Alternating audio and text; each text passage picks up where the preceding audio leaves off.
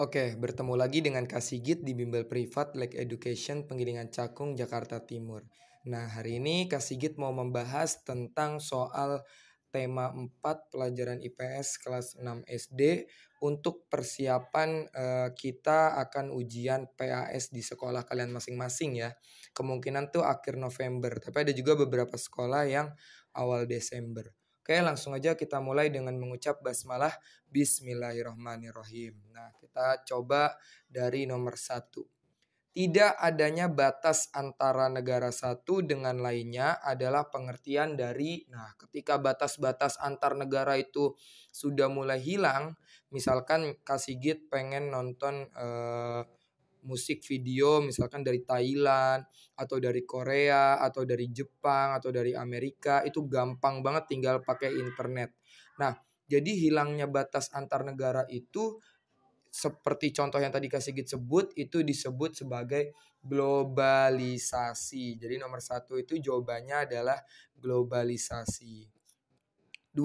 Kita bisa menyaksikan peristiwa di belahan dunia lain dengan cepat karena kemajuan. Nah, kalau kayak gini, maka jawabannya adalah kemajuan teknologi. Kemajuan teknologi itu contohnya seperti mulai adanya internet, mulai adanya HP dengan fitur-fitur yang canggih, dan lain-lain. Nah, itu termasuk ke dalam kemajuan teknologi. Nomor 3, ASEAN adalah bentuk kerjasama negara-negara di kawasan Asia Tenggara ya. Jadi ASEAN itu adalah kerjasama regional antara negara-negara yang berada di satu kawasan yang sama, yaitu di kawasan Asia Tenggara. Nomor 4, budaya asing yang masuk ke Indonesia hendaknya diapain? Disaring terlebih dahulu. Atau kalau pakai bahasa lain itu adalah difilter terlebih dahulu. Jadi ketika kita ketemu budaya-budaya asing masuk ke Indonesia, nah itu nggak boleh asal kita pakai, tapi harus disaring terlebih dahulu. Apakah sesuai dengan budaya di Indonesia?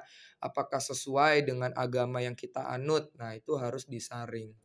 Nomor 5, globalisasi merupakan bentuk perubahan secara cepat. Nah, jadi globalisasi itu perubahannya sekarang cepet banget ya. Dulu belajar itu harus datang ke sekolah.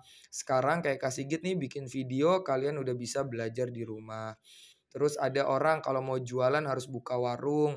Sekarang kalau jualan bisa dengan cara online shop. Nah, jadi globalisasi merupakan suatu perubahan yang terjadi secara cepat. Nomor 6, globalisasi dapat menyebabkan seseorang menjadi mementingkan diri sendiri yang disebut sebagai.